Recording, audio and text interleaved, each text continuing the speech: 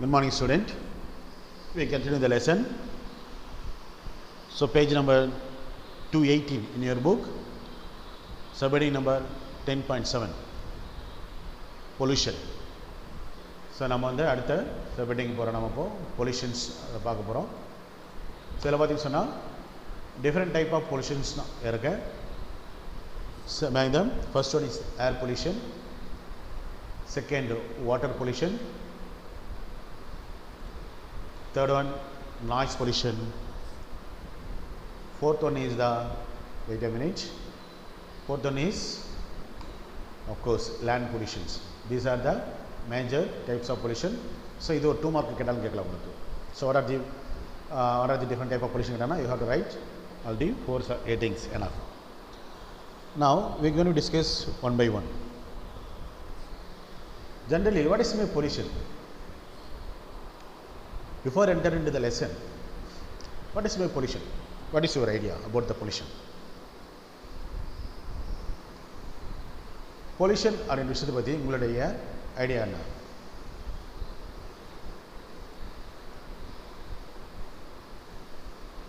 Something different from the good one. அது நல்ல விஷயத்திலேருந்து மாறுபட்ட ஒரு விஷயம். ஓகேங்களா? அதை பொல்யூஷன் சொல்லலாமா? ஓகே, சொல்லலாம். பொல்யூஷன் அதோட meaning. Pollution is the purpose.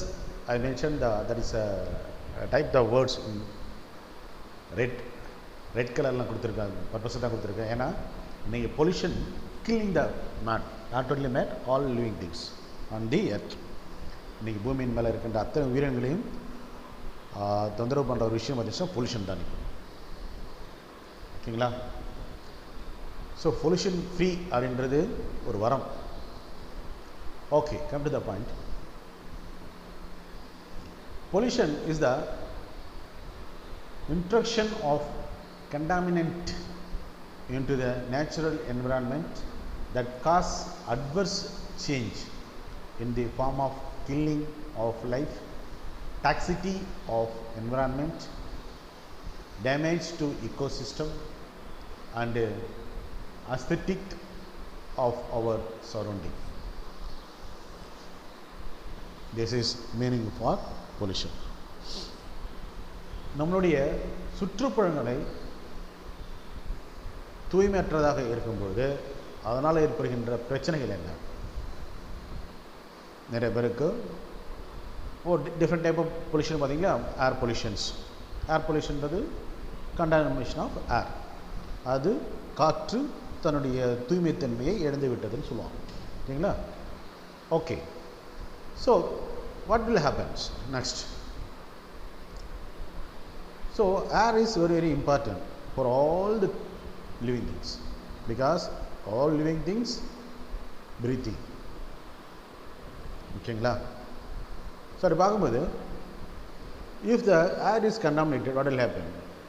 The dependent factors or the dependent factors, all the dependent factors are affected directly or indirectly because air pollutions. Like that we go one by one.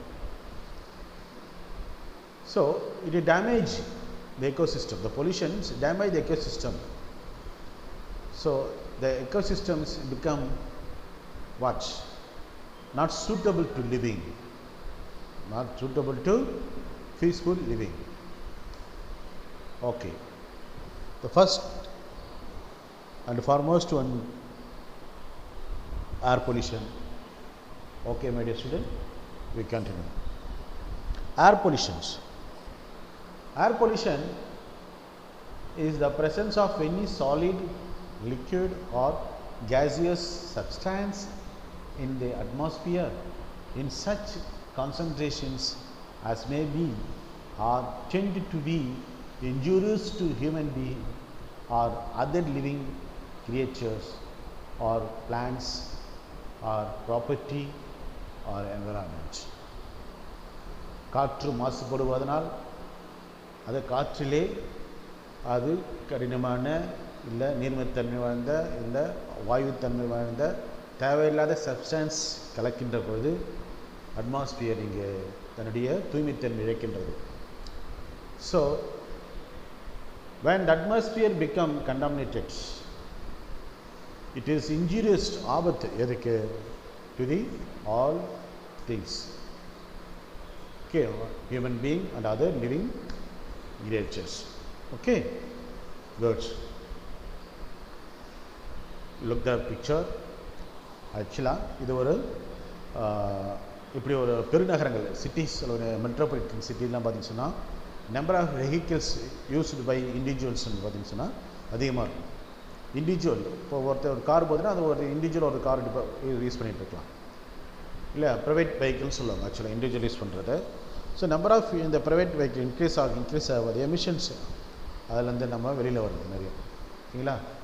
So ஒரு பக்கம் இந்த மாதிரி emissions, இன்னொரு பக்கம் இங்கே பாருங்கள் factory இது வெளியே வருது. ஸோ புகைகள், ஓகேங்களா. So these are very dangerous to the all living things on the surface. Okay, பார்த்தீங்களா. இந்த மாதிரி இது சின்ன எக்ஸாம்பிள். இந்த மாதிரி வந்து பார்த்தீங்கன்னா சொன்னால் இந்த மாதிரி காற்றில் அந்த காற்றோடைய contamination, the quality of the air is completely contaminated because of the discharging of so tons and tons or cubic meters of the what unwanted gaseous waste.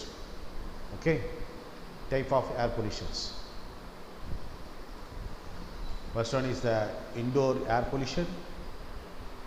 So air pollution இரண்டா பிரிக்கிறாங்க, அதாவது the responsibility of the air pollutions.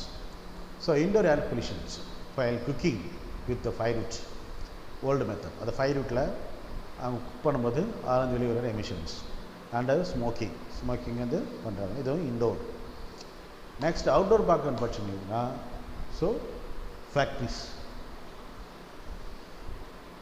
வெளியே வருகின்ற புகைகள். Next burning, இது of course இது வந்து economic பர்பஸாக இருக்கலாம், இல்லை என்ன க்ரைம் ஆக்டிவிட்டீஸாக இருக்கலாம். பட் இந்த மாதிரி ஓப்பன் பிளேஸில் பர்ன் பண்ணுறது வந்து இது காண்டாமினேட் atmosphere. So this is the types of air pollutions. So impact the human going to be affect. இன்னைக்கு பர்மனெண்ட்டாக என்னாச்சு எல்லாமே மாஸ்க்கு அத்தியாவசியம், இப்போ நெசசிட்டி கமாடிட்டிஸ் உள்ள மாஸ்க் வந்துடுது மிகப்பெரிய ஒரு எக்கனாமிக்கில் என்ன சொல்கிறது ஒரு பேராடாக்ஸ்ன்னு சொல்லுவாங்க, புரியுங்களா. பொதுவாக நெசசிட்டிஸ் இந்த பொருள் பார்த்தீங்கன்னா நமக்கு வந்து ஒரு சில கேட்டகரிஸ் வரும். பட் அதில் நம்ம என்ன பண்ணுறோம், இப்போ மாஸ்க்கு நம்ம சேர்க்க வேண்டிய சூழ்நிலை வந்துருச்சு because health is very very important. Indoor air pollution refers to toxic contaminant that we encounter in our daily lives in our house, school and workplaces. நம்மளோட அன்றாட வாழ்க்கையில் நாம் சந்திக்கின்ற சில பிரச்சனைகள் நம்ம வீட்டில், ஸ்கூலில், ஒர்க் பிளேஸில் பார்க்குற விஷயங்கள் தான் இந்த இண்டோர் ஏர் பொல்யூஷனுக்கு responsible factor. They are the agent of the indoor air pollutions.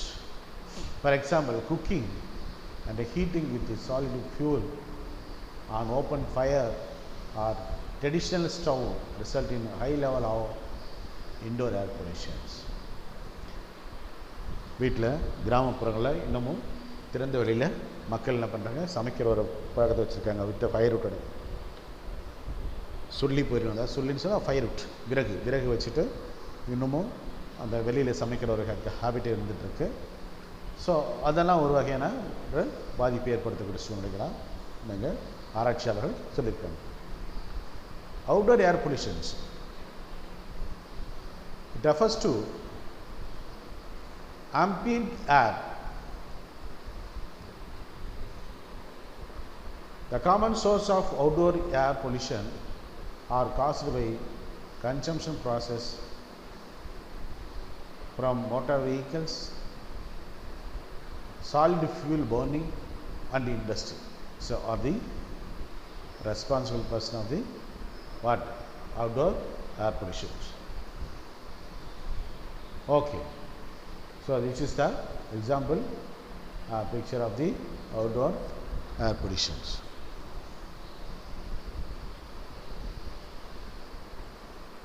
So day by day we experiencing and we facing the problem of pollution. Okay, we continue the lesson. We discuss about the air pollutions. So we already discuss about the types of air pollutions, or indoor pollution and outdoor air pollution. Causes of air pollution. Vehicle exhaust smoke. இன்னைக்கு பார்த்தீங்கன்னு சொன்னால் number of vehicles two wheelers நம்ம அதிகமாகிட்டு இருக்கு. So individual vehicles வீட்டில் ஒரு 3 people கிராம்ஸ்னால் 3 பேருக்குமே இன்றைக்கி அந்த வெஹிக்கிள்ஸ் டூ வீலரில் இருக்குது. ஸோ நம்பர் ஆஃப் வெஹிக்கிள் இப்படி இன்க்ரீஸ் அதுலேருந்தே வர ஸ்மோக்கும் வெளியில் அதிகமாகிட்டாங்க. Vehicle smoke happens to release high amount of carbon monoxide. So today millions of vehicles are operated every day in cities, each one leaving behind its own carbon footprint on the environment.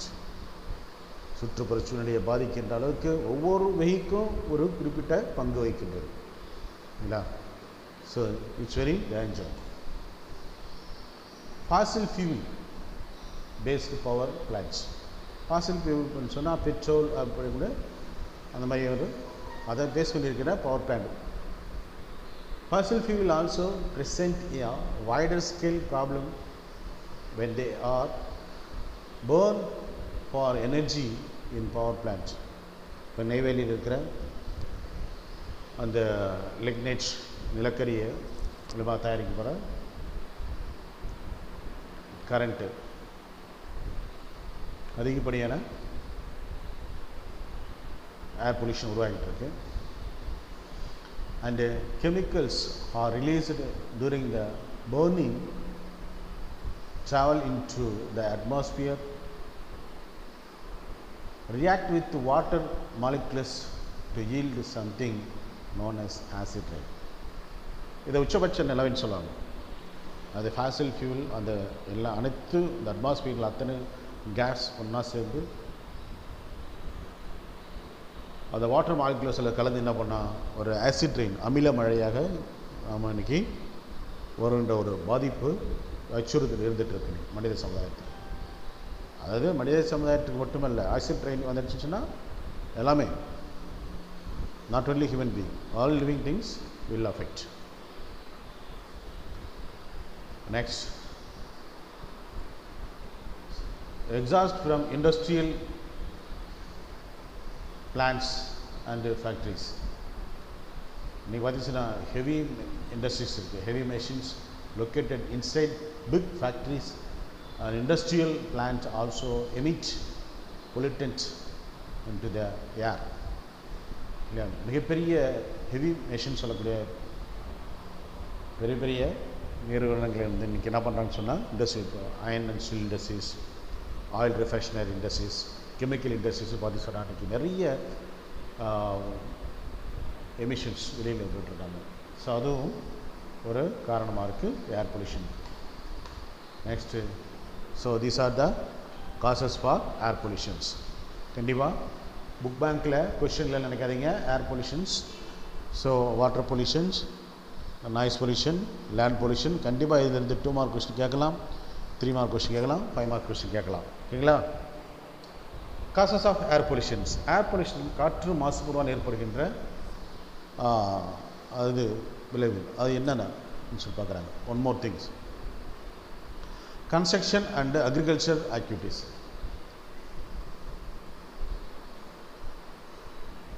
The potential impacts arising from the construction debris will emissions from that is include dust particles and gaseous emissions from the construction sites.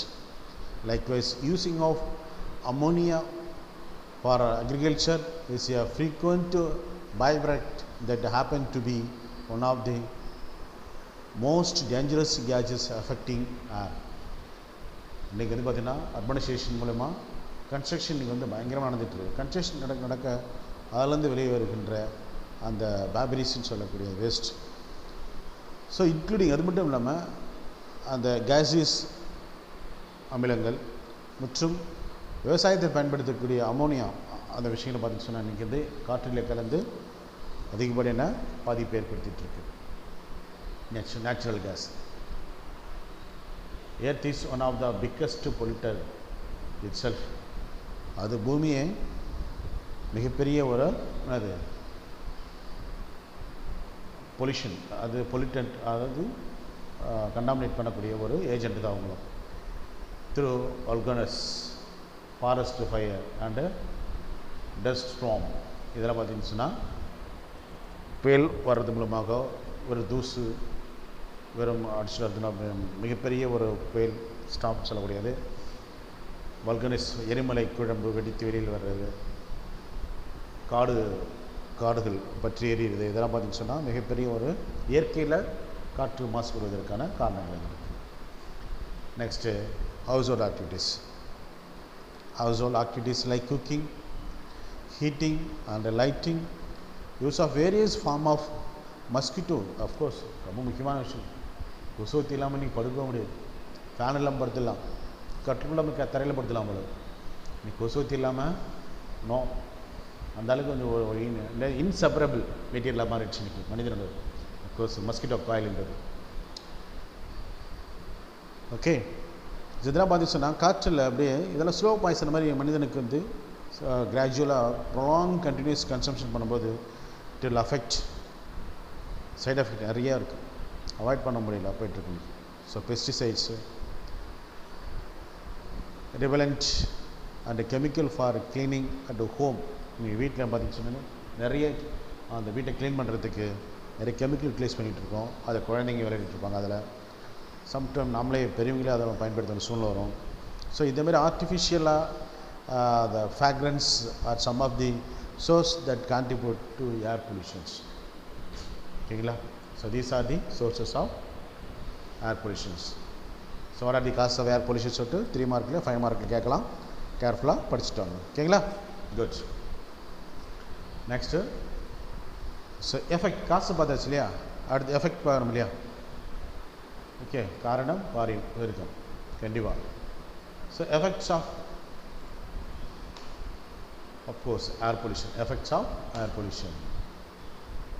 First one, respiratory and a heart problem. சுவாசம் மற்றும் நுரையீரல் problem வரலாம், இதய பிரச்சனை வரலாம். Especially old age people, childrens are highly vulnerable. அப்படின்னு வார்த்தை இங்கே பாருங்களா, வல்னரபிள், பாதிப்புக்கு உள்ளாகக்கூடியவர்கள், அதிகப்படியாக பாதிப்புக்கு உள்ளாகக்கூடியதான் வல்னரபிள்னு சொல்லுவோம். Respiratory and heart problems. It creates several respiratory and heart ailments. That is a bodily disorder. அது சொல்கிறது ailments இந்த வார்த்தைக்கு வந்து மீனிங் கொடுத்துருக்கேன். Along with the cancer, children are highly vulnerable and suffer from a pneumonia, that is a lungs disease and asthma. இதெல்லாம் வந்து வரதுக்கு நிறைய வாய்ப்பு இருக்குது. ஓகேங்களா? ஸோ அது ஒரு எஃபெக்ட். Next global warming. இன்றைக்கி உலகமே இன்றைக்கி வந்து பேசிகிட்டு இருக்கிற டாக் ஆஃப் த வேர்ல்ட் அப்படின்னு சொல்லலாம். உலகமே பேசக்கூடிய விஷயம் தான் பற்றி சொன்னால் குளோபல் வார்மிங், உலகம் வெப்பமயமாகுது. Increasing temperature in the atmosphere leads to global warming and thereby to increase sea level rise and the melting of polar icebergs, displacement of and loss of habitats. Global warming அப்படின்ற அர்த்தம் வந்து increasing atmosphere temperature increase ஆக தான் global warming முடிஞ்சிச்சு. இதுக்கப்புறம் சொல்கிறது என்ன ஆச்சுன்னா அதோட விளைவு குளோபல் அது பர்சன்டேஜ் ஆஃப் அந்த டெம்பரேச்சர் இன்க்ரீஸ் ஆக sea level இன்க்ரீஸ் ஆகும். sea level எப்படி இன்க்ரீஸ் ஆகும்? அஃப்கோர்ஸ் போலார் ரீஜனில் இருக்கிற ஐஸ், அந்த கிளேசியர் சொல்லக்கூடிய ஐஸ் பாறைகள் வந்து உருகி வரதுனால அப்போனா சீ லெவல் இன்க்ரீஸ் ஆகுது. அதனால் கடல் மட்டம் பெருக நிறைய தீவு கூட்டங்கள் காணாமல் போயிடும். மக்கள் வசிக்கின்ற இடம் loss of displacement of habitats வந்து குறைஞ்சி போகும். அடுத்து ஆசிட் ரெயின். ஆசிட் ரெயின் பற்றி நம்ம நிறைய பேசியாச்சு. That is harmful gases like nitrogen oxide and sulphur oxide. So all released into the atmosphere during the burning of fossil fuels. Acid rain causes great damage to human beings, animals and crabs. So அந்த water மாலிகுலஸோட இந்த chemicals எல்லாம் ஒன்றா சேரும்போது அங்கே chemical reaction ஏற்பட்டு அமில மழையாக acid ரெயினாக வந்துட்டு இருக்கு. இது மனிதனுக்கும் மற்ற உயிரினங்களுக்கும் இது மிகப்பெரிய ஒரு ஆபத்தை ஏற்படுத்தும். நெக்ஸ்ட் ஆஃப்கோர்ஸ் யூட்ரோபிகேஷன்ஸ் மிகப்பெரிய ஒரு விஷயம். யூட்ரோபிகேஷன் நீங்கள் பார்த்துருக்கலாம், நிறைய பிக்சர்ஸ் எல்லாம் இருக்குது அதுக்கு. அதாவது வாட்டர் பாடிஸ் இருக்கு இல்லையா, அந்த வாட்டர் பாடிஸ் ஃபுல்லாக கம்ப்ளீட்டாக க்ரீனாக இருக்கும். ஆகாய் தாமரைன்னு சொல்லி கேள்விப்பட்டிருக்கீங்களா? அந்த தண்ணியை பார்க்க முடியாது. அந்த குளமோ அல்ல ஏரியோ அது படிஞ்சிருக்கிற அந்த யூட்ரோபிகேஷன்னா அந்த தண்ணி நம்ம பார்க்க முடியாது. ஸோ கம்ப்ளீட்டாக water covered by the eutrophications, the green. So the species under the are living in the water, some of the oxygen depending. அது என்ன பண்ண சொன்னால் இறந்துடும். ஸோ சாதாரண விஷயம் தான் நினைக்கக்கூடாது. இது ஒரு ஃபுட் செயின் பிரேக் பண்ணுற அளவுக்கு இந்த யூட்ரோபிகேஷன் எஃபெக்ட் உண்டு. Eutrophication is condition where a high amount of nitrogen present in some pollutant which adversely affect fish, plant and animal species. ஓகேங்களா? Next, effect on wildlife. Toxic chemical present in the air can force wild species to move to new place and change their habitat.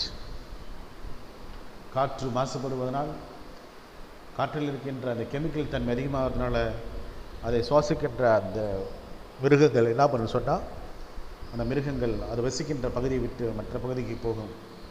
அதனால் ஏன் அது வந்து ஆக்சுவலாக பார்த்திங்கன்னு சொன்னால் இன்றைக்கி மக்கள் வசிக்கின்ற பகுதிக்கெல்லாம் எலிஃபெண்ட், டைகர் இதெல்லாம் வந்து மக்கள் வசிக்கின்ற பகுதியில் வர ஆரம்பிச்சிடுச்சு. ஸோ இதெல்லாம் வந்து ஒரு பொல்யூஷன்ஸ் தான். ஓகேங்களா? இதான் வந்து effect on wild life. Next, depletion of ozone layer. ரொம்ப this is very important because ozone exists in the Earth's atmosphere and is responsible for protecting humans from the harmful ultraviolet UV rays. Earth's ozone layer is depleting due to presence of chlorofluorocarbon and hydrochlorofluorocarbon is in the atmosphere.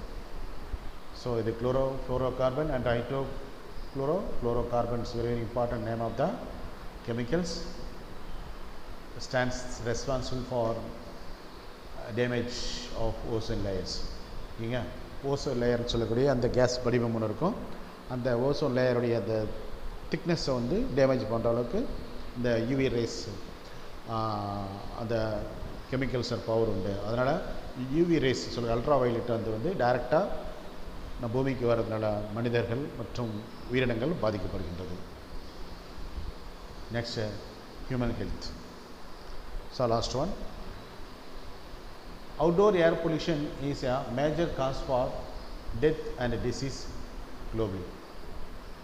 An estimated 4.2 billion parameters deaths globally are likely to ambient air pollutions. இன்னைக்கு அதிகப்படியான மனிதர்கள் உயிரிழப்பு வர்றதுக்கு காரணமே பார்த்தீங்கன்னா மனிதர்கள் அதாவது air contaminate ஆனதுதான்.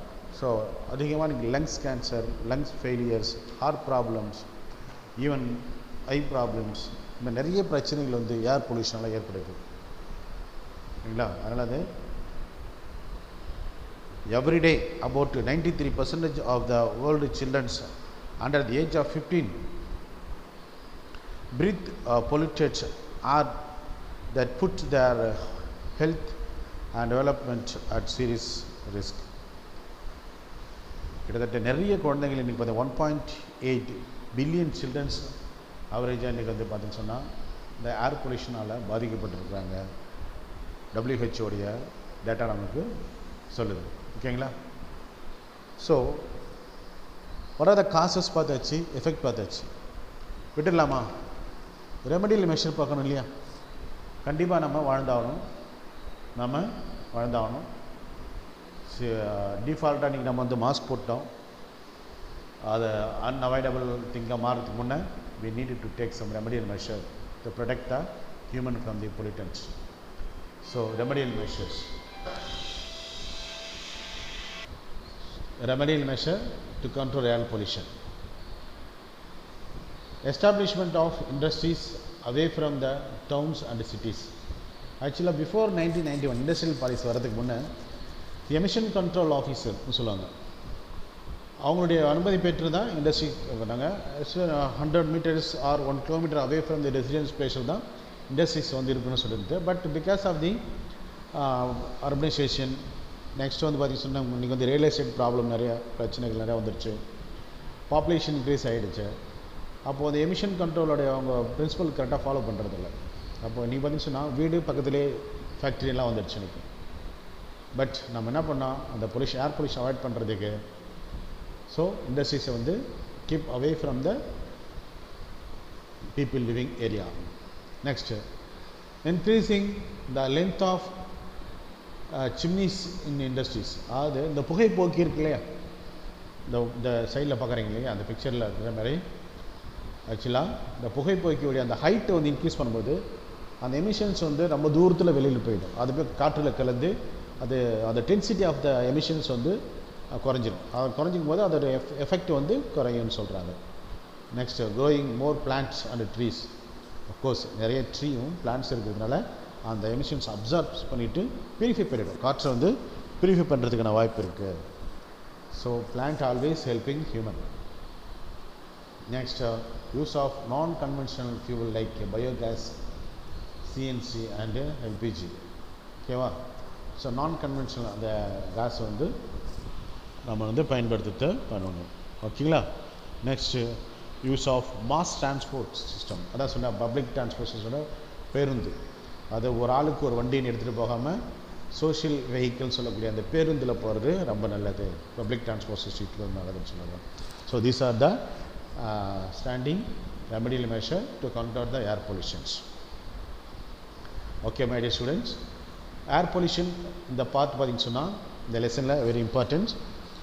இதில் உங்களுக்கு வந்து எல்லா பார்ட்லேருந்தே வாட் இஸ் ஏர் பொல்யூஷன் கேட்கலாம், what are the causes for air pollution கேட்கலாம், what are types of air pollution கேட்கலாம், what are the effect of air pollution கேட்கலாம்.